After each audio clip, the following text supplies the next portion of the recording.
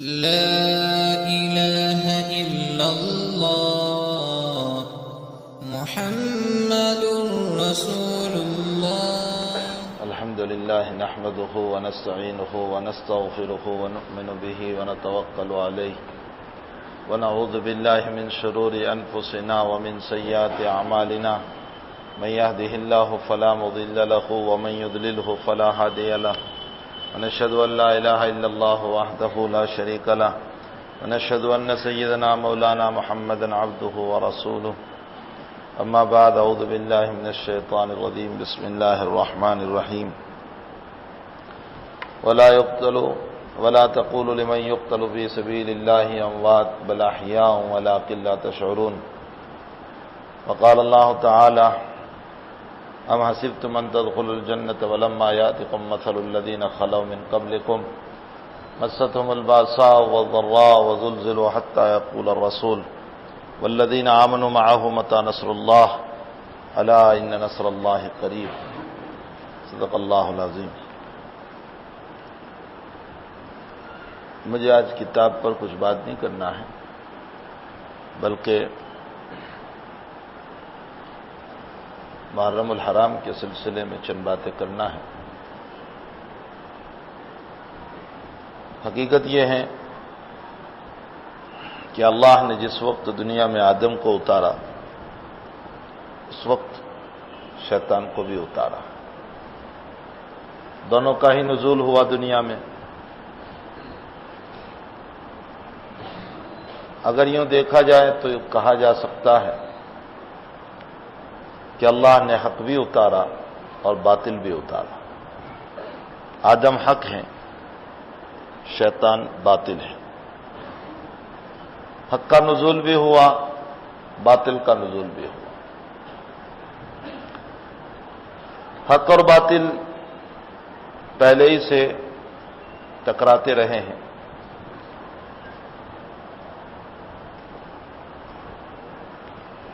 اس لیے کہ دونوں کا نزول جب دنیا میں ہوا ہے تو دونوں کا ٹکرانا بھی یقینی بات ہے. حق اللہ کی طرف بلانے والی چیز ہے اور باطل اللہ سے ہٹانے والی چیز ہے. حق اپنے رب کو راضی کرنے کی چیز ہے، باطل اپنے رب کو ناراض کرنے کی چیز ہے.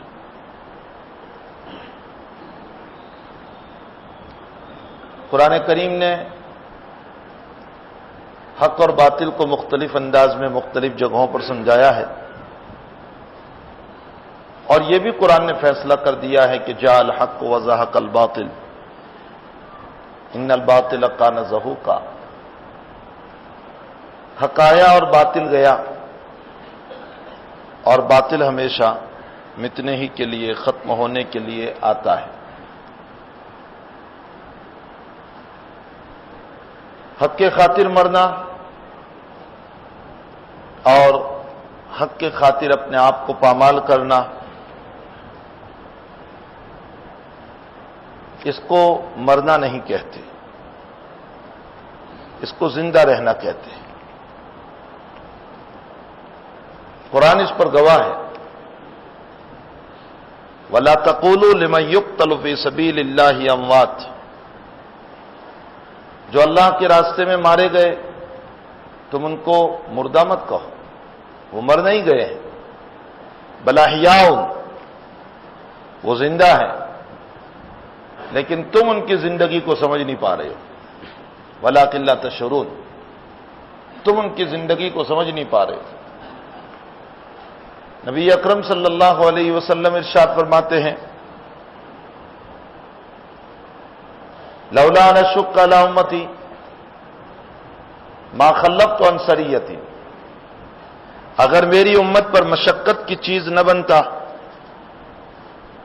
تو میں کوئی سریے میں پیچھے نہ رہتا، یعنی اللہ کے راستے میں نکلنے والی ہر جماعت میں میں چلتا، یہاں تک کہ میں شہید ہو جاتا، پھر مجھے زندہ کیا جاوے، پھر مجھے شہید کیا جاوے، پھر مجھے زندہ کیا جاوے، پھر مجھے شہید کیا جاوے. گویا بار بار اللہ کے نبی اپنی شہادت کی تمنا. حضرات علماء نے لکھا ہے کہ نبوت کا مقام تو شہادت سے اونچا ہے. من النبیین والصدیقین والشہداء، شہادت تیسرے نمبر پر ہے. شاہ ولی اللہ صاحب رحمۃ اللہ علیہ نے ایک عجیب بات لکھی ہے کہ امام بخاری رحمۃ اللہ علیہ صدیقین میں سے تھے، اور دلیل یہ دی ہے کہ امام بخاری رحمۃ اللہ علیہ نے اپنی پوری زندگی میں کسی کی غیبت نہیں کی، اور جس کی زبان اتنی پاک ہو وہ مقام صدیقیت پر ہوتا ہے. تو امام بخاری مقام صدیقیت پر تھے. اور شہید کا نمبر تو پھر اس کے بعد ہے، صدیق کے بھی بعد. سوال یہ ہوتا ہے کہ نبوت کا اتنا اونچا مقام نبی اکرم صلی اللہ علیہ وسلم کو ملا تھا، پھر آپ نے شہادت کی تمنا کیوں کی؟ اس کا جواب یہ ہے کہ اصل میں آپ اپنی امت کو ترغیب دینا چاہتے ہیں اور اپنی امت کو یہ بات سمجھانا چاہتے ہیں کہ اللہ کے راستے میں جو مرا ہے وہ مر کر بھی زندہ ہے. قرآن کریم میں اللہ ایک جگہ اور ارشاد فرماتے ہیں، ام حسبتم ان تدخلوا الجنة ولما يأتكم مثل الذين خلوا من قبلكم، کیا تمہارا یہ گمان ہے کہ اللہ تمہیں ویسے ہی جنت میں داخل کر دے گا، حالانکہ ابھی تمہارے اوپر وہ حالات نہیں آئے جو اگلی قوموں پر آئے. مثل الذین خلوا من قبلکم مستہم الباساء، بھوک نے ان کو پکڑا، والضراء، حالات نے ان کو پکڑا، وزلزلوا، اور خوب حالات میں ہلائے گئے، حتی یقول الرسول، یہاں تک کہ امت کے ان حالات کو اور ان پریشانیوں کو دیکھ کر رسول جو صبر کے اعلیٰ درجے پر ہوتے ہیں وہ یہ کہہ بیٹھے متی نصر اللہ، اے اللہ تیری مدد کب اترے گی. حالانکہ نبی سے بڑھ کر صبر کرنے والا کوئی نہیں ہوتا. تب جا کر اللہ نے فرمایا الا ان نصر اللہ قریب، اللہ کی مدد بالکل قریب ہے. میرا اور آپ کا حال یہ ہے، بلکہ دنیا کے تمام لوگوں کا، مسلمانوں کا حال یہ ہے کہ یہ مسلم نمازی کچا، روزے میں کچا، زکوٰۃ میں کچا، حج میں کچا، اخلاق میں کچا، دین میں کچا، ایمان میں کچا، اپنے ایمان کو معمولی باتوں پر بیچنے والا، توحید میں کچا. ایک ذرا سی بات دیکھ لیجئے، اللہ تعالیٰ قرآن کریم میں فرماتے ہیں میں بعض لوگ مجھ سے دعائیں کرتے ہیں اور منتیں مانگتے ہیں کہ ہمیں اولاد مل جائے. فرمایا میں جب ان کے پیٹ میں حمل ڈال دیتا ہوں، بچے کو ڈال دیتا ہوں، تو وہ لوگ اب اس بچے کے پیدا ہونے کے بعد دوسروں کے دروازے پر جا کر ان سے کہتے ہیں کہ یہ بچہ تم نے دیا. اللہ کہتا ہے قرآن کریم کے اندر کہ اس وقت میری غیرت کو جوش آتا ہے کہ میں تجھے اسی وقت زمین میں ختم کر دوں، لیکن میری رحمت کی بنیاد پر میں تجھے چھوڑ دیتا ہوں کہ تیرے پیٹ میں بچہ میں نے دیا، میں نے سارا نظام 9 مہینے تک کیا، اور جب بچہ پیدا ہو گیا تو تو غیروں کے دروازے پر چلا گیا اور ان سے کہنے لگا کہ تمہاری وجہ سے مجھے بچہ مل گیا. فرمایا میری رحمت کو جوش آتا، میری غیرت کو جوش آتا ہے، لیکن میری رحمت کی بنیاد پر میں تجھے معاف کر دیتا ہوں. تو اللہ تعالیٰ فرماتے ام حسبتم ان تدخلوا الجنہ ولما یاتکم مثل الذین خلوا من قبلکم.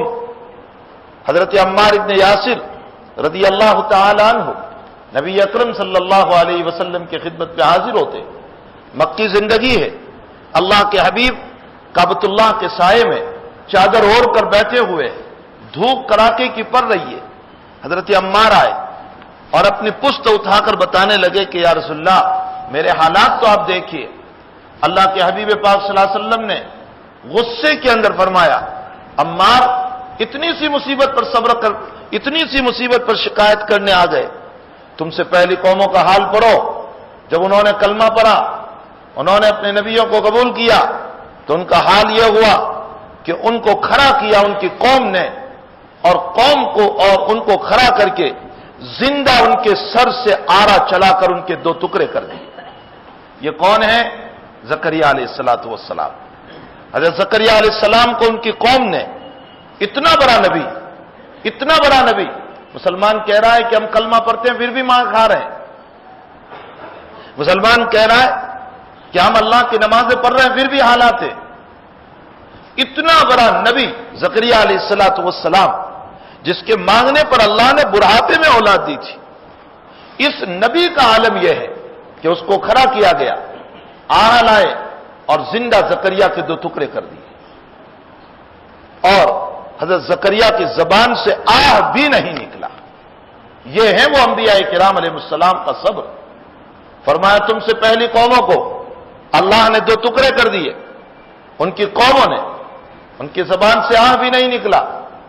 فرمایا تم سے پہلی قوموں کو اللہ کے باغی بندوں نے زندہ ان کے بدن میں لوہے کے آنکڑے ڈالے، اور آنکڑے ڈال کر ان کی چمڑی اور ان کے گوشت دونوں کو کھینچ ڈالا۔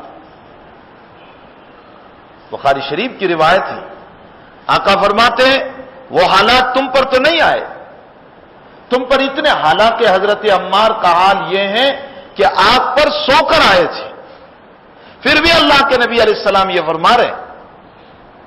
اور ہم اس طرح کا کوئی مصائب نہیں، کوئی پریشانی نہیں، اے سی میں سونا، پنکھوں کے نیچے نمازیں، شاندار مکان، اونچے اونچے بنگلے، بہترین قسم کے کھانے، بہترین قسم کا پینا، دنیا بھر کی نعمتیں، اور ان تمام نعمتوں کے اندر رہتے ہوئے ذرا سے حالات آ جاتے ہیں تو رب کریم سے کہتے ہیں کہ ہم مومن ہیں، پھر بھی ہمارے ساتھ یہ حالات۔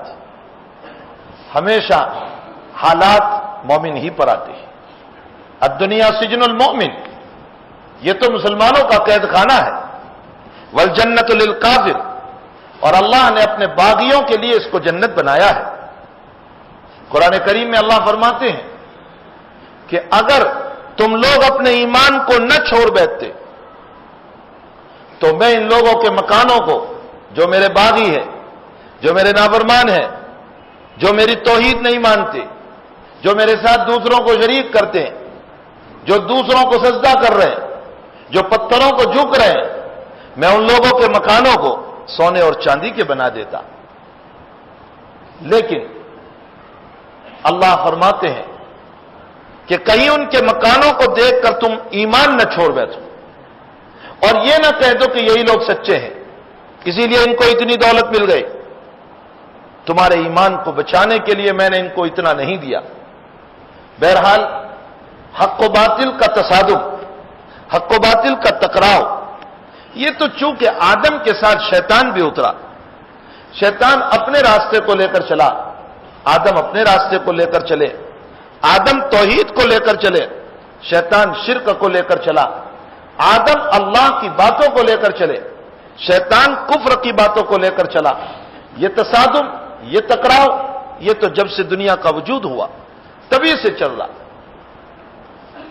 یہ بات یاد رکھیے میرے بھائیو کہ دنیا کی یونیورسٹیاں اور دنیا کی کالجز اور دنیا دار اور مغربی تہذیب، یورپی کلچر، یہ لوگ جس کو کامیابی کہہ رہے ہیں، یہ کامیابی نہیں ہے۔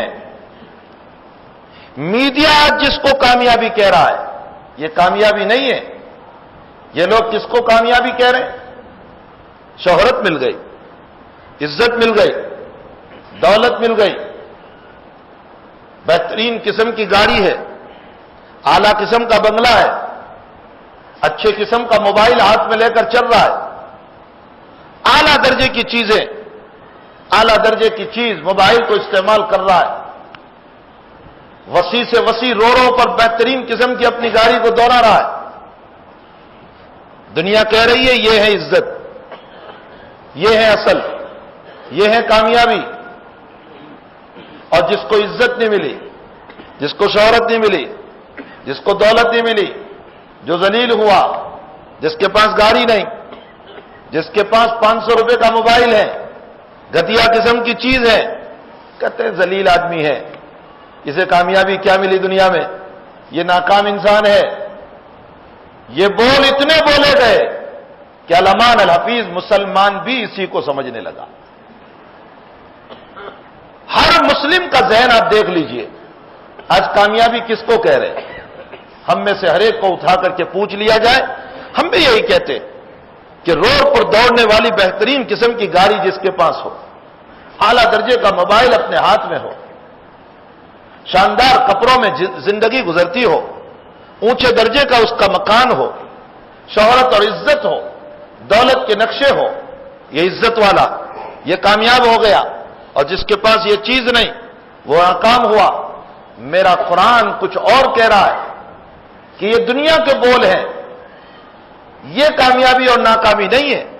قرآن کہہ رہا ہے، اپنے دلوں پر اس آیت کو لکھ کر لے جاؤ، فَمَنْ زُحْزِحَ عَنِ النَّارِ وَأُدْخِلَ الْجَنَّةَ فَقَدْ فَازَ وَمَا الْحَيَاةُ الدُّنْيَا إِلَّا مَتَاعُ الْغُرُورِ۔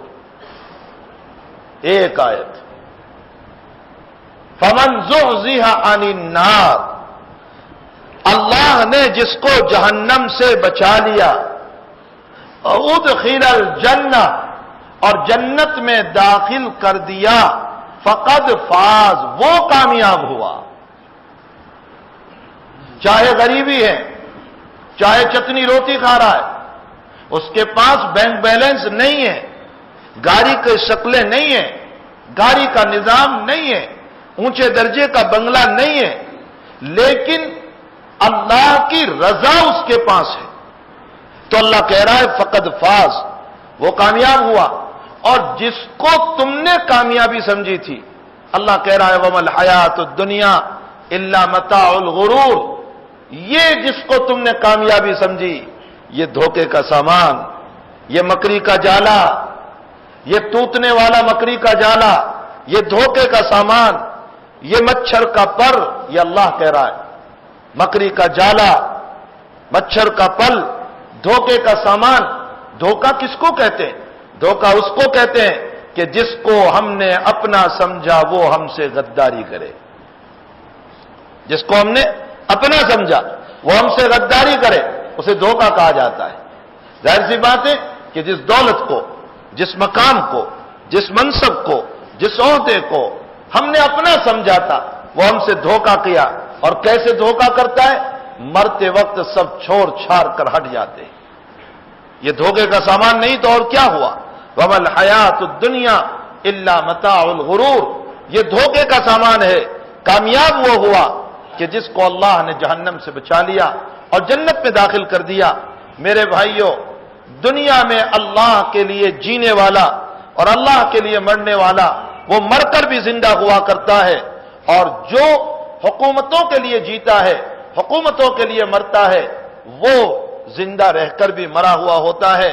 حضرت حسین رضی اللہ تعالیٰ عنہ مر گئے، شہید ہو گئے، دنیا سے ختم ہوئے، لیکن دنیا سے جانے کے بعد بھی زندہ ہے۔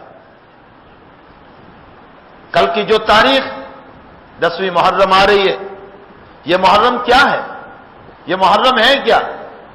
یہ اسلامی مہینے کی ابتدا، یہ اسلامی مہینے کی ابتدا، لیکن مسلمانوں کو اسلامی مہینے کی ابتدا پر جو خوشیاں نہیں ہوتی وہ عیسائی مہینے کی ابتدا پر خوشیاں ہوتی ہیں۔ جنوری کی ابتدا پر بڑی خوشیاں، محرم کی ابتدا پر کوئی خوشی نہیں۔ حالانکہ میرے آقا عیسائیت کی تاریخ بھی اللہ ہی کی بنائی ہوئی، اس لیے کہ وہ شمسی تاریخ ہے جو سورج سے چلنے والی، اور آفتاب بھی تو اللہ ہی کا ہے، تو اس پر بننے والی تاریخ بھی اللہ ہی کی ہوگی، اور چاند بھی اللہ ہی کا ہے، اور مسلمانوں کی یہ تاریخ ہجری یہ بھی اللہ ہی کی بنائی ہوئی۔ لیکن فرق یہ ہے کہ ہجری کی جو تاریخ ہے وہ ہمارے آقا صلی اللہ تعالی علیہ وسلم کی شریعت پر ہے۔ ہمیں اس پر جتنی خوشی ہے، حالانکہ اس کی حقیقت کا عالم یہ ہے کہ جب 20ویں سن کی ابتدا ہو رہی ہے تو ناچ گان نظر آ رہا ہے، کودنا نظر آ رہا ہے۔ دسمبر کے عین میں کیا ہو رہا ہے؟ جنوری کی بدایا میں کیا ہو رہا ہے؟ جنوری کی ابتدا میں جب نیا سال منایا جا رہا ہے تو کیا ہو رہا ہے؟ ناچ گان، ہوٹلوں میں روم بک کرا کر اجنبی عورتوں کا ہاتھ پکڑ پکڑ کر اپنی زندگی گزارنا، شراب پینا، ناچنا اور کودنا۔ اس کے مقابلے میں مسلمانوں کی اسلامی تاریخ کی ابتدا ہوتی ہے تو حق کا ظہور، حق کی طاقت، حق کے لیے قربانی دینا، اپنے جان کو نچھاور کر دینا، اپنے جان کی بوتیاں کرا دینا اور اس انداز سے دنیا سے رخصت ہو جانا کہ ساری کائنات ان پر رو رہی ہو اور وہ یوں کہہ کر جا رہے ہیں کہ ہم مر کر بھی زندہ ہے اور قیامت تک زندہ رہیں گے۔ حضرت حسین رضی اللہ تعالیٰ عنہ کی قربانی آج بھی زندہ ہے۔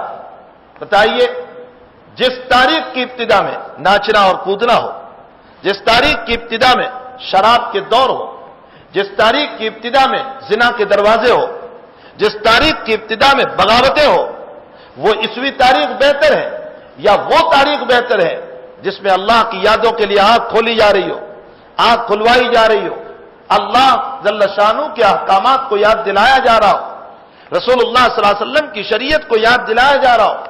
اور پھر عجیب مسئلہ ہے، اسلامی تاریخ کی ابتدا بھی قربانی پر اور انتہا بھی قربانی پر۔ محرم الحرام شروع ہوا تو حضرت حسین کی قربانی یاد دلا رہا ہے، اور ذی الحجہ جب ختم ہو رہا ہے تو حضرت اسماعیل کی قربانی یاد دلا رہا ہے۔ اس بات کی طرف اشارہ ہے کہ مسلمانوں کی زندگی میں اگر سب کچھ قربان کرنا پڑے، مال قربان کرنا پڑے، عزت قربان کرنا پڑے، دولت قربان کرنا پڑے، اولاد قربان کرنا پڑے، جو قربان کرنا پڑے وہ تمام کو قربان کیا جائے، لیکن میری شریعت قربان نہ ہو، محمد الرسول اللہ صلی اللہ علیہ وسلم کا دین قربان نہ ہو۔ حضرت حسین رضی اللہ تعالیٰ عنہ کی محبت نبی اکرم صلی اللہ علیہ وسلم سے کون نہیں جانتا؟ عرب کی زمین پر حسن اور حسین کا نام سب سے پہلے انہی دو بچوں کا رکھا گیا۔ تاریخ میں اس سے پہلے کسی کا نام نہیں ملتا۔ حسن و حسین عرب میں نام تھا ہی نہیں، سب سے پہلے حسن و حسین نبی کے نواسوں کا نام رکھا گیا۔ حضرت حسن رضی اللہ تعالیٰ عنہ جب پیدا ہوئے تو اس موقع پر فاطمہ رضی اللہ تعالیٰ عنہا سے اللہ کے حبیب نے پوچھا، بیٹی کیا نام رکھا؟ فرمایا حرب۔ حرب کا معنی شجاع، بہادر، چونکہ حضرت علی بھی بڑے بہادر تھے۔ فرمایا حرب نام رکھا؟ فرمایا نہیں، بیٹے کا نام حسن رکھو۔ 11 مہینے کے بعد دوسرا بیٹا جنم لیتا ہے، بیٹی کیا نام رکھا؟ فرمایا حرب، شجاع، بہادر۔ فرمایا نہیں، اس کا نام حسین رکھو۔ اللہ کے حبیب نے عرب میں سب سے پہلے اپنے بیٹوں کا نام حسن رکھا اور حسین رکھا۔ علامہ سہیلی رحمۃ اللہ علیہ نے ایک عجیب نکتہ لکھا ہے، روایت نہیں ہے، نکتہ لکھا ہے۔ فرمایا اللہ کے حبیب نے سب سے پہلے اپنے نواسوں کا نام حسن اور حسین رکھ کر کے اشارہ فرمایا کہ یہ لوگ قربان تو ہو جائیں گے لیکن میری شریعت کو خوبصورت سے خوبصورت بنا کر کے دنیا سے جائیں گے، حسن سے حسن بنا کر کے جائیں گے، بہتر سے بہتر بنا کر کے جائیں گے۔ اس لیے نبی اکرم صلی اللہ علیہ وسلم نے، اور یہ عجیب مسئلہ ہے کہ جب بھی قربانی کا وقت آیا تو اللہ کے حبیب نے پہلے اپنے خاندان کو پیش کیا، سب سے پہلے اپنے خاندان کو۔ احد کا میدان ہے اور میدان بدر کا میدان ہے، یہ اسلام کا سب سے پہلا معرکہ ہے، غزوۃ البدر، جو سن ہجری 2 میں ہو رہا ہے۔ مکہ والوں کی طرف سے 3 بہادر نکلے، ولید، عتبہ اور شیبہ، 3 بہادر نکلے اور اعلان کیا کہ تمہارے اندر سے 3 بہادر آ جائیں۔ اللہ کے حبیب پاک صلی اللہ علیہ وسلم نے فرمایا، قم یا حمزہ، حمزہ یا عمی، میرے چچا آپ چلیے۔ قم یا علی، علی آپ چلیے۔ قم یا ابا عبیدہ، ابو عبیدہ آپ چلیے۔ حضرت حمزہ رضی اللہ تعالیٰ عنہ آپ کے چچا ہے، علی آپ کے چچا زاد بھائی ہے، اور ابو عبیدہ رضی اللہ تعالیٰ عنہ آپ کے خاندانی رشتے سے تعلق رکھتے ہیں۔ اللہ کے حبیب نے ضرورت پڑنے پر سب سے پہلے معرکہ، اسلام کا سب سے پہلا میدان، اس کے اندر اپنے ہی خاندان والوں کو بھیجا۔ کہا کہ کل کو کوئی نبی پر یہ انگلی نہ اٹھائیں کہ اپنی جان کو بچا رہا تھا اور دوسروں کو قربان کروا رہا تھا۔ آقا صلی اللہ علیہ وسلم نے ہمیشہ اپنے خاندان کی قربانی دی۔ حسن کی زندگی دیکھ لیجئے، عورت نے زہر دے کر مار دیا حضرت حسن رضی اللہ تعالیٰ عنہ کو۔ حسین رضی اللہ تعالیٰ عنہ اپنی جگہ سے چلے ہیں۔ مجھے اس وقت قصہ نہیں سنانا ہے، قصے سن سن کر ہم سنی بن چکے ہیں، بلکہ سن ہو چکے ہیں، اب تو اتنے سن ہو چکے ہیں کہ اب ان قصوں کا اثر ہم پر کوئی نہیں پڑ رہا ہے۔ ہمیں قصہ نہیں سنانا ہے، مجھے یہ صرف سنانا ہے کہ حضرت حسین رضی اللہ تعالیٰ عنہ جو کچھ اس کربلا کے میدان میں آپ کی قربانیاں، جس انداز سے آپ کی قربانی، اگرچہ 10ویں محرم کی فضیلت حضرت حسین رضی اللہ تعالیٰ عنہ کی بنیاد پر نہیں ہے۔ 10ویں محرم کو تو اللہ جل شانہ نے آدم علیہ السلام کو دنیا میں اتارا تھا۔ 10ویں محرم کو حضرت نوح علیہ السلام کی کشتی، حضرت نوح علیہ السلام کی کشتی یہ سیلاب میں بچ کر کے کنارے پر لگی تھی۔ اللہ نے نوح علیہ السلام اور آپ کے تمام مسلمانوں کو نجات عطا فرمائی تھی۔ حضرت موسیٰ علیہ السلام اسی دن فرعون سے نجات پائی تھی اور فرعون دریا میں غرق ہوا تھا۔ معلوم ہوتا ہے کہ 10ویں محرم کی فضیلت تو بہت پہلے سے چلی آئی، لیکن یہ عجیب مسئلہ ہے کہ حضرت حسین رضی اللہ تعالیٰ عنہ بھی انہی تاریخوں میں 10ویں محرم میں اللہ کے پیارے ہوتے ہیں اور اللہ کے وہاں جا پہنچتے ہیں۔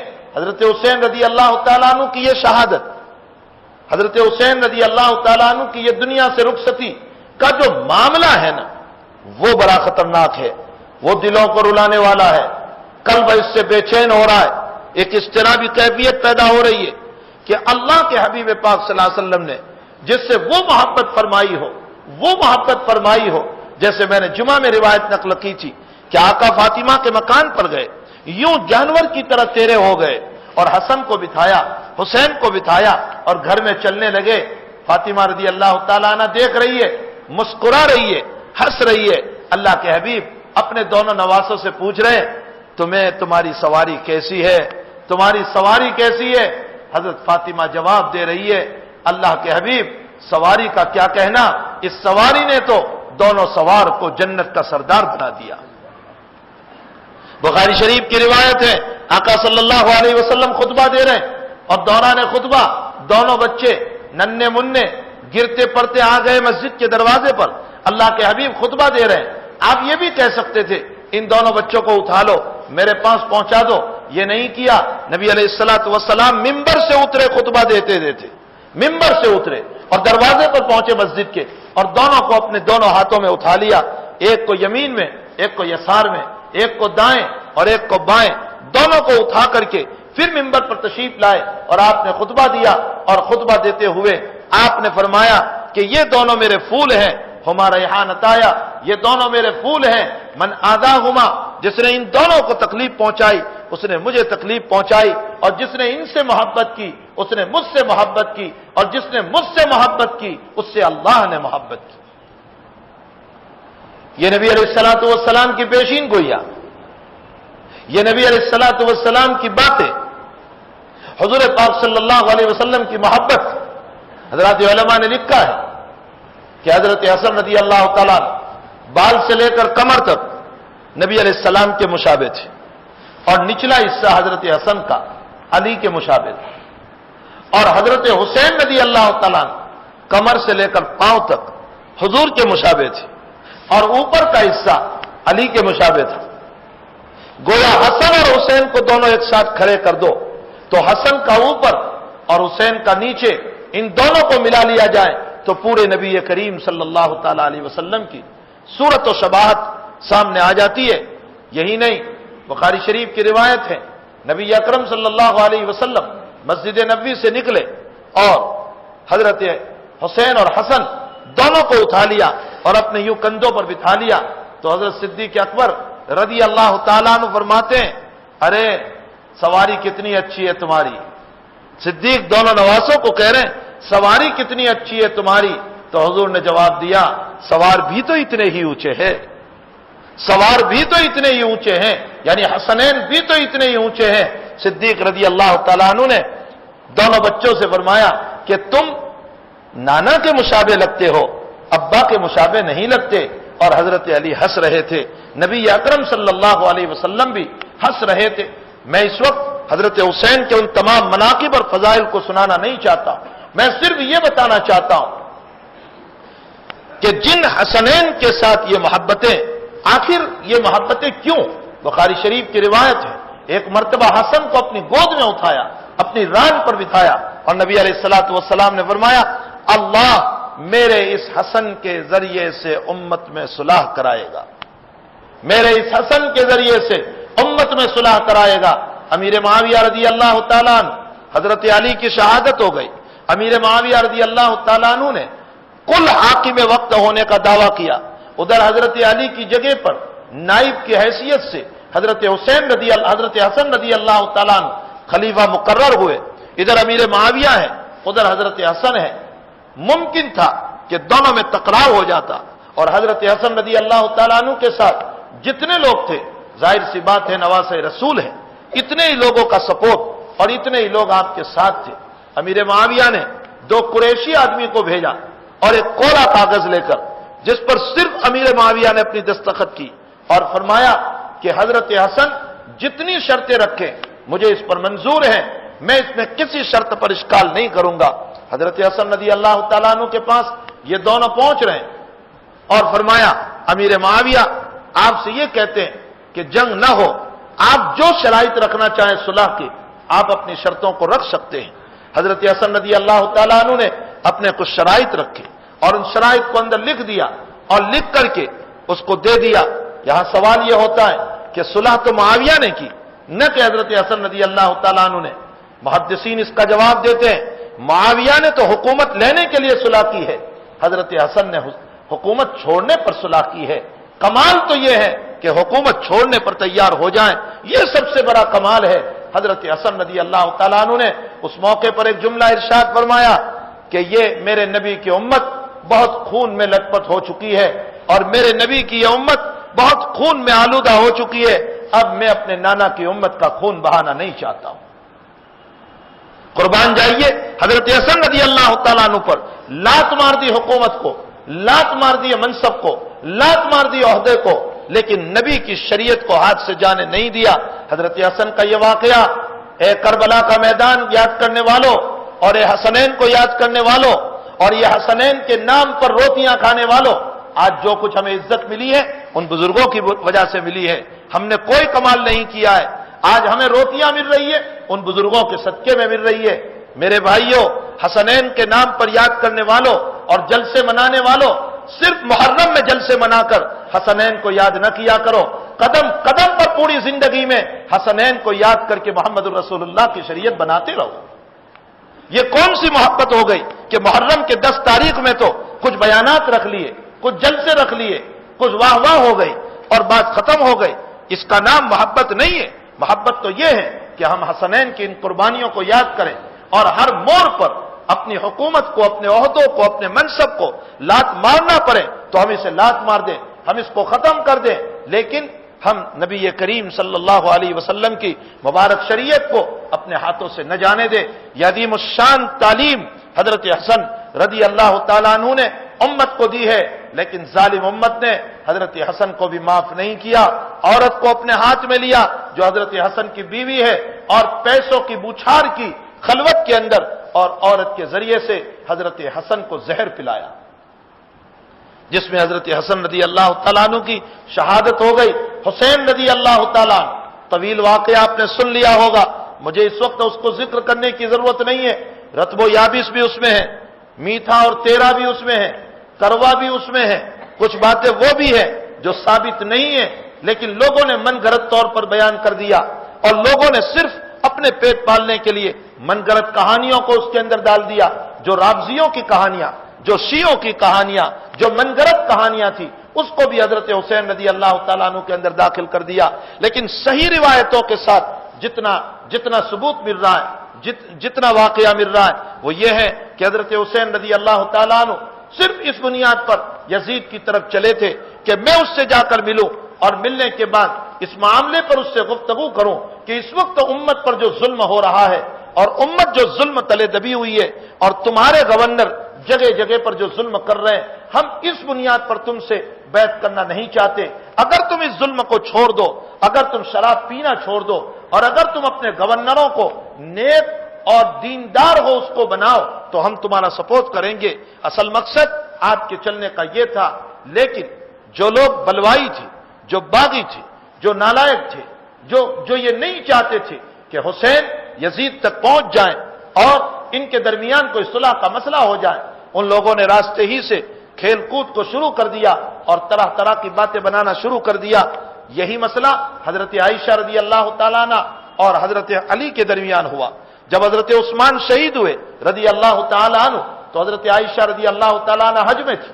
پتا چلا کہ حضرت عثمان کو شہید کر دیا، مصریوں نے، بلوائیوں نے، باغیوں نے حضرت عثمان کو شہید کر دیا، اور شہادت کا حال بھی یہ ہوا کہ 40 دن تک حضرت کو پانی نہیں دیا، جس پر حضرت عثمان نے اپنے مکان سے باہر نکل کر ایک تقریر فرمائی اور فرمایا تمہیں معلوم ہونا چاہیے کہ مدینے میں پانی نہیں تھا، میرے نبی نے مجھ کو کہا تھا کہ کنواں خرید کر کے کوئی دے دے، میں نے وہ کنواں خرید کر کے امت کے لیے وقف کیا تھا، جو کنواں میں نے وقف کیا اسی سے تم مجھے آج محروم کر رہے ہو، یہ مسجد نبوی میں نے تعمیر کرائی، اس سے تم مجھے نماز پڑھنے سے روک رہے ہو۔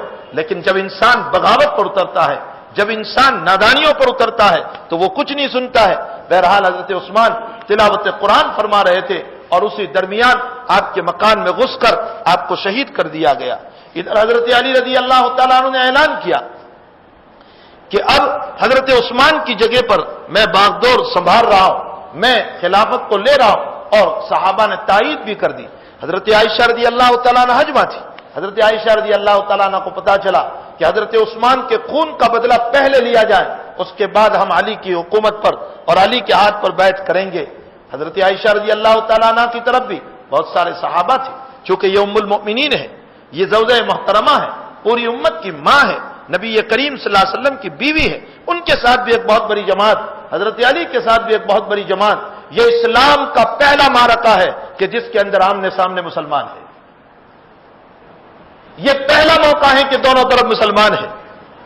دونوں بزرگوں نے، حضرت عائشہ اور علی نے مل کر صلح کی بڑی تدبیریں کی، صلح ہو گئی۔ کل کو اب صلح نامہ تیار ہونے والا تھا، صلح نامہ کل کو لکھا جانے والا تھا، لیکن جو لوگ حضرت عثمان کے قاتل تھے، حضرت عثمان کے باغی تھے، وہ کچھ عائشہ میں بھی تھے، کچھ علی میں بھی تھے۔ ان لوگوں نے سوچا اگر صلح ہو گئی تو ہماری خیر نہیں رہے گی، ہم پکڑے جائیں گے۔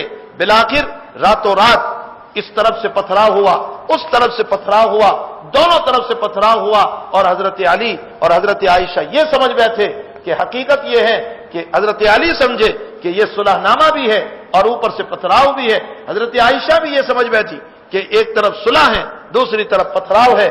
حقیقت یہ ہے کہ باغیوں نے اکابر کو ملنے نہیں دیا۔ یہ دنیا کا دستور ہے کہ اسی طرح ہوتا ہے، ہمیشہ سے ہماری تاریخ اسی طرح چلی آئی ہے۔ اسلام کی تاریخ خون سے بہت رنگین ہے، اسلام کی تاریخ خون سے بہت رنگین ہے، لیکن یاد رکھو ظالم کا باغ کبھی ہرا بھرا نہیں ہوتا اور مظلوم کا باغ کبھی ویران نہیں ہوتا ہے۔ ظالم کا باغ کبھی ہرا بھرا نہیں ہوتا۔ یاد رکھو کفر کے ساتھ حکومت چل سکتی ہے، لیکن ظلم اور بے حیائی کے ساتھ حکومت نہیں چل سکتی، ظلم کے ساتھ کبھی حکومت نہیں چل سکتی ہے۔ یزید حکومت کا مالک تھا، لیکن ظالم بنا، مر گیا، مٹ گیا، ختم ہو گیا، پتہ بھی نہیں ہے کسی کو کہ یزید کہاں مرا، اس کی قبر کہاں ہے۔ وہ زیاد جب حضرت حسین رضی اللہ تعالیٰ عنہ کا سر مبارک اس کے سامنے لایا گیا تو وہ چھڑی اور لکڑی کے ذریعے سے یوں مارنے لگا چہرے کے اوپر اور کہنے لگا بڑا خوبصورت ہے، اور لکڑی پھراتے پھراتے جب ہونٹوں کے قریب اس کی لکڑی آئی تو حضرت انس رضی اللہ تعالیٰ عنہ وہیں تھے، اور ساتھ ساتھ حضرت ابو برزہ اسلمی رضی اللہ تعالیٰ عنہ تھے۔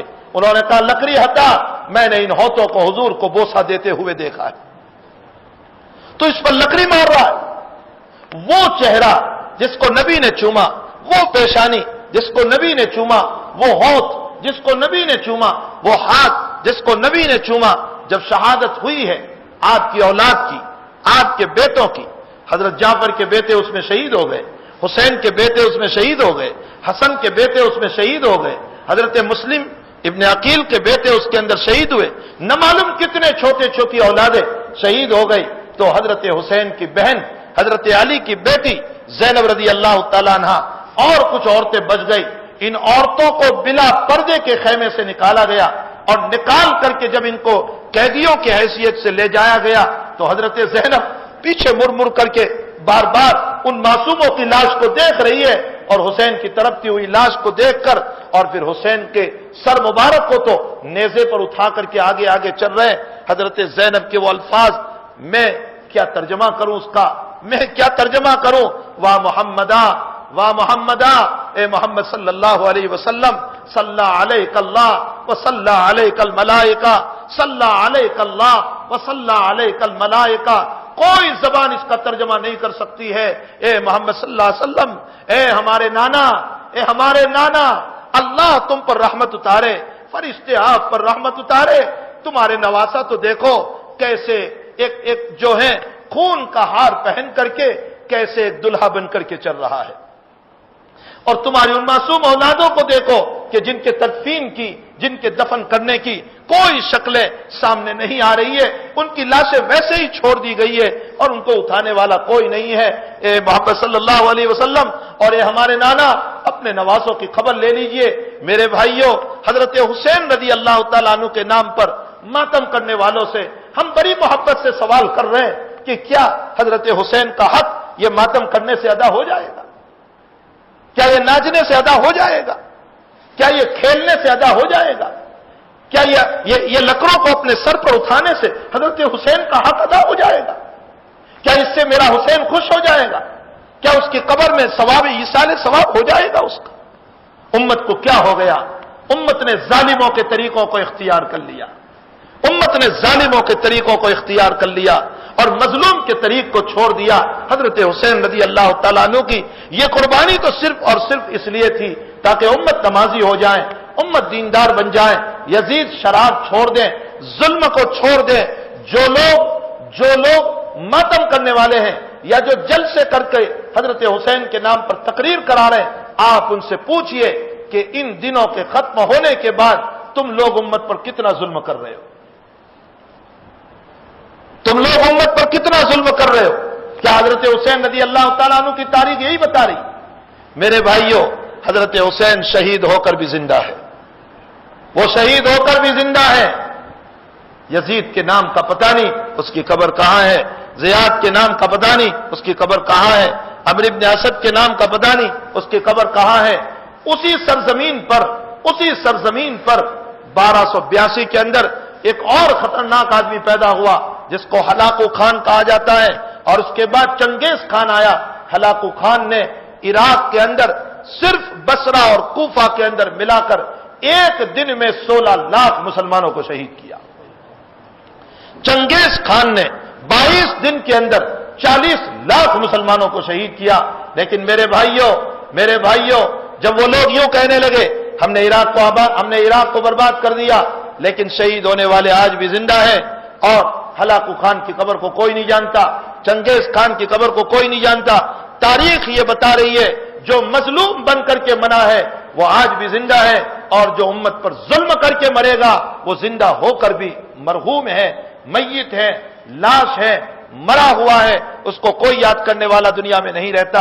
ہمیں چاہیے کہ شریعت حسین، حضرت حسین رضی اللہ تعالیٰ عنہ کی یہ مبارک زندگی مجھ کو اور آپ کو اس بات کی تعلیم دے رہی ہے کہ ہم اپنی زندگی میں وہ احسان، وہ قربانی، وہ جذبات، وہ محبت، وہ شریعت محمدی صلی اللہ علیہ وسلم کو اپنی زندگیوں میں لانے کی کوشش کریں، اور ہم یہ سوچیں کہ حضرت حسین رضی اللہ تعالیٰ عنہ نے اپنے نانا کی شریعت کو، اگر حضرت حسین مدینہ میں بیٹھے بیٹھے کچھ نہ کرتے اور یہ سوچ لیتے میں یزید کے ہاتھ پر بیعت کر لیتا ہوں، یزید کتنی عزت کرتا، نواسے رسول تھے، ارے وہ نہ معلوم کیا سے کیا تحفے دے دیتا، لیکن حسین نے یہ نہیں سوچا میرے تحفے بند ہو جائیں گے، میرا ہدیہ بند ہو جائے گا، میرا کیا ہوگا۔ حسین کو یہ نہیں تھا، حسین کو تو یہ تھا کہ میرے نانا کی شریعت برباد نہ ہونے پائے۔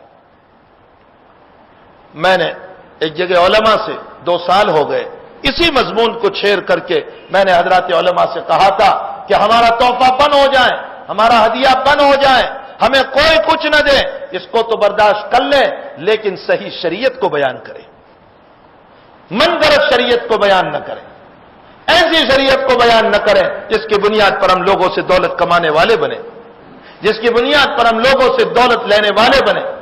اور اگر ہم نے غلط شریعت بیان کی، وقتی طور پر مجمع خوش بھی ہو گیا، لیکن میرا نبی ناراض ہو جائے گا، سرکار دو عالم صلی اللہ تعالی علیہ وسلم ناراض ہو جائیں گے۔ اس لیے میرے بھائیوں، کل کا طلوع ہونے والا آفتاب مجھ کو اور آپ کو اس بات کا سبق دے رہا ہے کہ اے لوگوں، موسیٰ کے مقابلے میں جو باطل اٹھا تھا فرعون، اللہ نے اسی تاریخ کو غرق کر دیا تھا۔ نوح کے مقابلے میں جو کفر کا باطل اٹھا تھا، اللہ نے سیلاب سے ان کو ختم کر دیا تھا۔ حضرت حسین رضی اللہ تعالیٰ عنہ 10ویں تاریخ کو شہید ہو گئے، لیکن وہ شہید ہو کر بھی زندہ ہے، اور اس کے مقابلے میں زندہ رہنے والا یزید اپنی حکومت کے ساتھ مر گیا۔ یاد رکھو اے محمد صلی اللہ علیہ وسلم کی امت، اگر تم بھی ظالم بنو گے اللہ اسی طرح ہلاک کریں گے، اور اگر ہم مظلوم بنیں گے اور شریعت مطہرہ کو اپنے دامن میں لیں گے اور محمد الرسول اللہ صلی اللہ علیہ وسلم کی مبارک شریعت کو اپنے ہاتھ میں لیں گے تو انشاءاللہ ہم مر کر بھی زندہ رہیں گے۔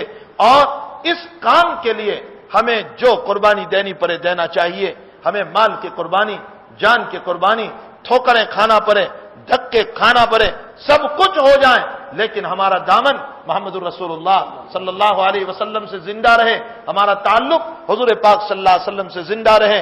اس لیے ہمیں چاہیے کہ کل کا دن روزے کے ساتھ ہو، کل کا دن اللہ کی یاد میں گزارے۔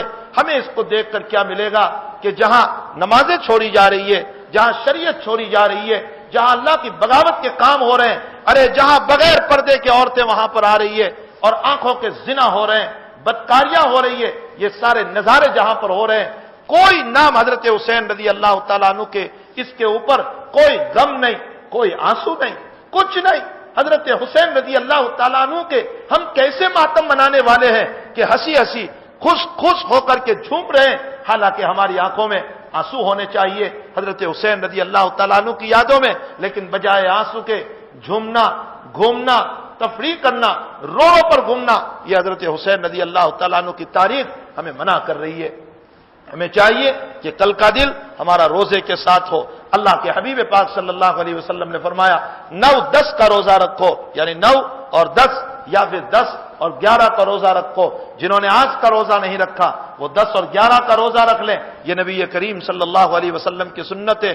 اور بڑی عجیب بات ہے کہ یہود بھی کل کا روزہ تو رکھتے ہیں، یہود بھی پوری دنیا میں، اسرائیل اور جوئس اتنے پابند ہیں اپنی شریعت کے، وہ کل کا روزہ رکھتے ہیں۔ آپ کے ہندوستان میں جو جوئس ہو آپ ان سے مل لینا، کل ان کا روزہ ہوگا، ان سے آپ پوچھ لو تم کیوں روزہ رکھ رہے ہیں؟ وہ کہہ رہے ہیں کہ ہمارے نبی موسیٰ علیہ السلام کو فرعون سے نجات ملی تھی، اس کے شکریہ میں ہم روزہ رکھ رہے ہیں۔ ارے وہ تو اپنی شریعت کے پابند کہ موسیٰ علیہ السلام کو نجات ملی اس لیے ہم روزہ رکھ رہے ہیں، اور ہمارے نبی کے نواسے اتنی بڑی قربانی دے کر گئے اور اس امت کو وہ قربانیاں بھی یاد نہیں۔ ہمارے جوانوں کو ڈائجسٹ پڑھنے کا وقت ملتا ہے، ہمارے جوانوں کو کہانیاں پڑھنے کا وقت ملتا ہے، ہمارے جوانوں کو ایران توران کے جھوٹے قصے اور کہانیاں پڑھنے کا وقت ملتا ہے۔ اگر وقت نہیں ہے تو اپنے اکابر کی سوانے پڑھنے کا وقت نہیں، اپنے اکابر کی تاریخ پڑھنے کا وقت نہیں، اپنے اکابر کی زندگی پڑھنے کا وقت نہیں، ان کی مبارک شریعت اور ان کی زندگیاں پڑھنے کا وقت نہیں۔ پڑھو اپنے اکابر کی زندگی کو، انہوں نے اپنے خون کو کیسے بہایا ہے، انہوں نے اپنے خون کو کیسے زمین پر ڈالا ہے، اور اس خون کے ذریعے سے اس اسلام کو کیسے سینچا ہے، کیسے آباد کیا ہے، کیسے جو ہے بلند کیا ہے۔ اگر کل قیامت کے دن نبی کریم صلی اللہ علیہ وسلم کا یا حضرت حسین کا ہاتھ میرے اور آپ کے گریبان میں ہو اور حضرت حسین یوں پوچھ لے کہ میں اپنی اولادوں کو، اپنی بیٹیوں کو قربان کر کے آیا تھا میرے نانا کی شریعت کے خاطر، بتاؤ تم نے اس شریعت پر کتنا عمل کیا؟ میں نے ظلم کے خلاف قدم اٹھایا تھا، تم نے ظلم کے خلاف کتنا قدم اٹھایا؟ میں نے شریعت کی پابندی پر قدم اٹھایا تھا، تم نے شریعت کی پابندی پر کتنا قدم اٹھایا؟ ہمارے پاس کوئی جواب نہیں ہو سکتا ہے، ہمارے پاس اس کا کوئی جواب نہیں ہو سکتا ہے۔ اگر قیامت کے دن فاطمہ کا ہاتھ میری بہنوں کے گریبان میں ہو اور یوں پوچھ لے فاطمہ کہ بتاؤ میرا لال تو ایسے شہید ہو گیا تھا کہ جس کی گردن ایک طرف ہے اس کا جسم ایک طرف ہے، اس کے معصوم علی اصغر بھی وہاں شہید، اس کے معصوم علی اکبر بھی وہاں شہید، مسلم کے بیٹے بھی وہاں شہید، جعفر کے بیٹے بھی وہاں شہید، حسن کے بیٹے بھی وہاں شہید، اور پڑے ہوئے معصوم کی لاشیں 70 وہ لاشیں ہیں کہ جن کو اٹھانے والا کوئی نہیں تھا۔ 70 لاشیں وہ ہے کہ جن کو اٹھانے والا کوئی نہیں تھا۔ اگر فاطمہ نے یہ پوچھ لیا کہ میرے بیٹوں نے اور میری اولاد نے میرے باپ کے دین کے خاطر یہ قربانیاں دی تھی، بتاؤ تم نے ان قربانیوں کا کیا حق ادا کیا؟ میرے بھائیوں، دنیا میں کامیابی اس کا نام نہیں ہے کہ یہ ساری چیزیں مل جائیں، کامیابی اس کا نام ہے اللہ جہنم سے بچا کر کے جنت والے بنا دے، ورنہ تو قل ان الخاسرین الذین خسروا انفسهم، پیغمبر صلی اللہ علیہ وسلم آپ ان کو بتا دیجئے خسارے میں وہ ہیں جنہوں نے میرے نبی سے بغاوت کی، خسارے میں وہ ہیں جنہوں نے میری شریعت سے بغاوت کی۔ کیا کرے گا یہ اللہ اس بغاوت پر؟ فرمایا جہنم تیار ہے۔ میرے بھائیوں، جہنم بوجھ نہیں گئی ہے، جہنم بوجھ نہیں گئی ہے، جنت ختم نہیں ہو گئی ہے، قیامت آنے والی ہے، موت کا جھٹکا لگنے والا ہے اور 100% لگنے والا ہے۔ اگر ہمیں اس کا استحضار ہے، اگر ہمارے سامنے یہ باتیں ہیں، تو پھر ہمیں چاہیے کہ ہم نبی کریم صلی اللہ علیہ وسلم کی مبارک سنتوں کو اپنی زندگیوں میں اپنائیں، حضرت حسین رضی اللہ تعالیٰ عنہ کی صحیح سیرت کو پڑھیں۔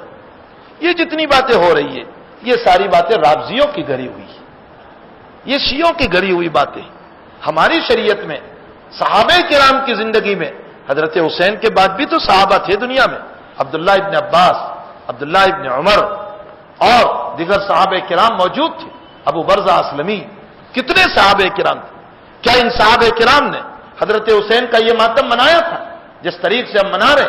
اللہ کے نبی صلی اللہ علیہ وسلم فرماتے علیکم بسنتی وسنت الخلفاء الراشدین المہدیین، اور دوسری روایت میں فرمایا اے لوگو اصحابی کالنجوم بأیہم اقتدیتم اہتدیتم، میرے صحابہ ستاروں کے مانند ہیں، جیسے رات میں تم راستہ بھول جاؤ ستاروں کو دیکھ کر راستہ معلوم کرتے ہو، شریعت میں تم میرا راستہ بھول جاؤ، میرے جس صحابی کو دیکھ لوگے تمہیں مجھ تک رسائی ہو جائے گی، تم مجھ تک پہنچ جاؤ گے۔ تو عبداللہ ابن عمر تھے، عبداللہ ابن عباس تھے، یہ صحابہ کرام موجود تھے، اس کے باوجود انہوں نے یہ طریق اختیار نہیں کیا تھا جو اس وقت امت اختیار کرنے پر آئی ہوئی ہے۔ ہمیں چاہیے کہ ہم اس طریق کو اپنائیں جو صحابہ کرام کا طریق ہے، جو اکابر کا طریق ہے، جو بزرگوں کا طریق ہے۔ حضرت خواجہ معین الدین چشتی رحمۃ اللہ علیہ کی پوری سیرت پڑھ لیں، کہیں یہ بات نہیں ملتی ہے۔ حضرت نظام الدین اولیاء رحمۃ اللہ علیہ کی پوری سیرت پڑھ لیں، کہیں یہ بات نہیں ملتی ہے کہ بزرگوں نے ایسا کیا ہو۔ حضرت مجدد الفسانی سرہندی رحمۃ اللہ علیہ کی پوری سیرت پڑھ لیں، کہیں یہ بات نہیں ملتی ہے۔ سیدنا پیران پیر حضرت سیدنا عبد القادر جیلانی رحمۃ اللہ علیہ کی پوری سیرت پڑھ لیں، حتیٰ کہ ان کی کتاب غنیت الطالبین پڑھ لیں، کہیں پر یہ بات نہیں ملتی ہے کہ ہمارے ان بزرگوں نے کوئی اس طرح کا قدم اٹھایا ہو۔ ہمارا اسوہ، ہمارا سیمپل، ہمارا نمونہ، ہمارا پیشوا، ہمارا امام، ہمارا رہبر، ہمارا مقتدی یہی اکابر ہیں۔ ہم ان اکابر کی زندگی کو پڑھیں گے، انہوں نے جو کیا اور کہا وہ ہم کریں گے، اور انہوں نے جن باتوں سے ہمیں منع کیا ان باتوں سے ہم اپنے آپ کو روکیں گے۔ اللہ جل شانہ امت کو صحیح سمجھ عطا فرمائے اور امت کے ذہنوں کو صاف فرمائے۔ یہ بھولی امت بہت بھولی امت ہے، لیکن ان بھولی امت کو پیٹ پالنے والے علماء نے برباد کر دیا۔ ان بھولی امت کو راستہ نہیں بتایا صحیح، ان بھولی امت کو نبی کی سنتیں نہیں بتائی، ان بھولی امت کو اللہ سے نہیں ملایا، ان بھولی امت کو محمد الرسول اللہ صلی اللہ علیہ وسلم کی صحیح عقیدت اور محبت نہیں بتائی، صرف اس بنیاد پر کہ میرے ہدیے بن ہو جائیں گے، میرے تحفے بن ہو جائیں گے، میری زندگی کیسے گزرے گی۔ اللہ اس بھولی امت پر رحم فرمائے۔ میرے بھائیوں، اللہ ان علماء کو کبھی معاف نہیں کرے گا جن علماء نے ان بھولی امت کو اپنے اللہ سے راستہ کاٹا ہے، تعلق کو توڑا ہے۔ اللہ تعالیٰ کبھی ان کو معاف نہیں کرے گا۔ محمد الرسول اللہ صلی اللہ علیہ وسلم نے جس محبت سے اور جس پیار سے اس امت کو پالا ہے، خدا کی قسم جو شفقتیں اللہ کے نبی نے اس امت کے اوپر ڈالی ہے، اللہ اکبر۔ آج ہی بخاری شریف کی روایت، مسلم شریف کی روایت میں، کتاب الایمان میں گزری آج روایت، ایک دیہاتی، پکے قسم کا دیہاتی اللہ کے نبی کی خدمت میں حاضر ہوتا ہے، کہتا ہے کیا تم اللہ کے رسول ہو؟ نبی علیہ السلام نے فرمایا ہاں۔ فرمایا وہ دیہاتی حضور کو پوچھ رہا ہے آسمان کس نے پیدا کیا؟ آپ فرماتے اللہ نے۔ زمین کس نے پیدا کی؟ فرماتے اللہ نے۔ پہاڑ کس نے پیدا کیے؟ کون پوچھ رہا ہے؟ ایک دیہاتی پوچھ رہا ہے۔ امام الانبیاء سرکار دو عالم صلی اللہ علیہ وسلم کو، میرے جیسے مولوی کو اگر کوئی پوچھے اچھا تو آج کل کا کون آ گیا، ہم اتنی کتابوں کے پڑھنے والے، تو کون یہ سوال کرنے والا؟ قربان جائیے، میرا نبی اگر اس کو دھٹکار دیتا تو وہ زمام ابن ثعلبہ تھا جو اپنے قبیلے کا سردار تھا اور مسئلے کی تحقیق کے لیے آیا تھا، اگر میرا نبی اس کو دھٹکار دیتا تو اس کو ایمان نہ ملتا، اور جب اس کو ایمان نہ ملتا تو اس کے قبیلے کے ہزاروں کو بھی ایمان نہ ملتا۔ وہ پوچھتا جا رہا ہے آسمان کس نے بنایا؟ اللہ کے نبی مسکرا کر کہہ رہے اللہ نے۔ زمین کس نے بنائی؟ اللہ نے۔ پہاڑ کس نے بنایا؟ اللہ نے۔ تو اب وہ آگے کہہ رہا ہے آسمان کے رب، زمین کے رب، پہاڑ کے رب کا واسطہ تمہیں دیتا ہوں، تم بتاؤ کہ تم سچے ہو یا جھوٹے ہو۔ نبی کو کہہ رہا ہے آسمان کے رب، پہاڑ کا رب اور زمین کا رب جو ہے، اس رب کی قسم دے کر تمہیں کہتا ہوں تم سچے ہو یا جھوٹے ہو۔ اللہ کے حبیب پاک صلی اللہ علیہ وسلم فرماتے میں اللہ کا سچا رسول ہوں اور میں آسمان کا رب، زمین کا رب، پہاڑوں کے رب ہی کی طرف سے آیا ہوں۔ اب وہ آگے پوچھ رہا ہے کہ اچھا آسمان اور زمین کے رب کی قسم کھا کر کہو کیا اس اللہ نے نماز فرض کی؟ حضرت مسکرا کر فرماتے ہیں نعم، ہاں اسی نے فرض کی۔ فرمایا اچھا آسمان اور زمین کے رب کی قسم، اسی اللہ نے زکوٰۃ فرض کی مالداروں پر؟ فرمایا ہاں۔ وہ پوچھتا جا رہا ہے روزہ کس نے فرض کیا؟ وہ پوچھتا جا رہا ہے، اللہ کے حبیب جواب دیتے جا رہے ہیں۔ اب آگے اس کا جملہ سنیے۔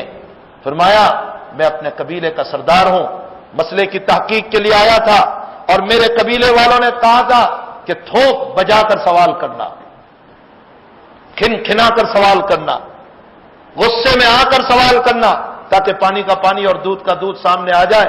اس لیے میں نے آپ کی شان میں گستاخی کی، معاف کیجئے، میں کلمہ پڑھ رہا ہوں لا الہ الا اللہ محمد الرسول اللہ، اور یہ جملہ کہہ کر وہاں سے نکلا۔ مسلم شریف کی روایت ہے لا ازید ولا ہذا ولا انقص یا رسول اللہ، پہلے یا رسول اللہ نہیں بولا تھا، اب کہہ رہا ہے لا ازید ولا ہذا ولا انقص یا رسول اللہ، اللہ کے حبیب آپ نے جتنی باتیں بتائی ہے میں اپنے قبیلے والوں کو پوری بتاؤں گا، نہ کمی کروں گا نہ زیادتی کروں گا، اپنی طرف سے کچھ نہیں کروں گا۔ وہ یہ جملہ کہہ رہا ہے اور اللہ کے نبی فرما رہے افلح ان صدق، یہ جنت میں چلا جائے گا اگر اپنی بات میں سچا ہے۔ اس امت کو کیسے پالا میرے نبی نے، کتنی محبت سے پالا، کتنے پیار سے اس امت کو پالا ہے۔ جس پیار سے، جس دلار سے، جس محبت سے اس امت کو پالا ہو، اگر آج کے لوگ اس پیاری امت کو، بھولی امت کو صرف اپنے اغراض کے خاطر، اپنی ضرورتوں کے خاطر اگر نبی سے توڑیں گے، اللہ سے توڑیں گے، اللہ کبھی معاف نہیں کرے گا۔ حضرت مولانا علی میاں ندوی صاحب رحمۃ اللہ علیہ نے ایک عجیب بات لکھی ہے، فرمایا امت کو جن جن لوگوں سے نقصان پہنچا ان سب پر قلم اٹھایا گیا، کتابیں لکھی گئی، رافضیوں سے نقصان پہنچا، شیعوں سے نقصان پہنچا، معتزلیوں سے نقصان پہنچا، خارجیوں سے نقصان پہنچا، قدریوں سے نقصان پہنچا، اور اسی طرح پرویزیوں سے نقصان پہنچا، قادیانیوں سے نقصان پہنچا۔ یہ وہ لوگ ہیں جس سے امت کو خوب نقصان پہنچا۔ فرمایا ایک طبقہ اب بھی باقی ہے جس سے امت کو بہت نقصان ہوا ہے، اگر اس پر قلم اٹھ جائے تو وہ قلم رکے گا نہیں۔ حضرت خاموش ہو گئے، لوگوں نے پوچھا حضرت بتا دیجئے وہ کون لوگ ہیں جس سے امت کو بڑا نقصان پہنچا اور ابھی لکھنے میں نہیں آیا۔ حضرت نے فرمایا اس امت کے برے علماء ہیں جس سے امت کو جو نقصان پہنچا ہے، اگر قلم اٹھ گیا تو قیامت تک رکنے والا نہیں ہے۔ اللہ ہمیں معاف فرمائے اور اللہ ہمیں امت کو جوڑنے والا سبق دینے کی ہم سب کو توفیق عطا فرمائے۔ یہ بھولی امت ہے، یہ تو نادان ہے، یہ مسئلوں سے ناواقف ہے، اسے کیا پتا، یہ تو علماء کی ذمہ داری ہوتی ہے کہ ان کو صحیح شریعت کی رہنمائی کرے، صحیح راستہ بتائے اور دین کی طرف صحیح لے کر کے چلے۔ اور جس نے امت کو اللہ سے ملایا، امت کو نبی سے ملایا، نبی کی سفارش اسے نصیب ہوگی، اللہ کے حبیب پاک صلی اللہ علیہ وسلم کی مبارک سفارش اس کو نصیب ہوگی۔ اللہ تعالی ہم تمام کو حضرت حسین رضی اللہ تعالیٰ عنہ کی صحیح سیرت کو پڑھ کر کے اس پر عمل کی توفیق ہمیں عطا فرمائے۔ اور آپ ایک مظلوم بن کر کے دنیا سے گئے ہیں، یاد رکھنا میں نے جملہ کہا، ظالم بن کر کبھی نہ مرنا، مظلوم بن کر کے مرنا۔ مظلوم کا مقام تو اتنا اونچا ہے کہ مسلم شریف کی روایت میں مظلوم کی آہوں کو اللہ سنتا ہے، چاہے وہ کافر ہی کیوں نہ ہو، کافر کی آہوں کو بھی وہ سنتا ہے، چاہے وہ اگر وہ مظلوم ہے تو۔ ظالم بن کے کبھی نہ مرنا۔ ظلم کیسے ہوتا ہے؟ کسی کا حق لے لیا، ظلم ہے۔ بلا وجہ اس کی عزت لینے کی فکرے کی، ظلم ہے۔ بلا وجہ کورٹوں کے چکر کھلائے، ظلم ہے۔ بلا وجہ کسی کی بیٹی کے نکاح کا فسخ کروا دیا، ظلم ہے۔ بلا وجہ کسی کو ذلیل کرنے کی تدبیریں کی، ظلم ہے۔ یہ سب ظلم ہے۔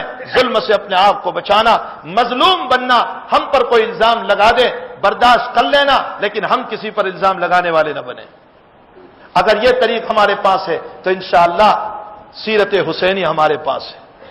اگر یہ طریق ہے تو سیرت حسنی ہمارے پاس ہے۔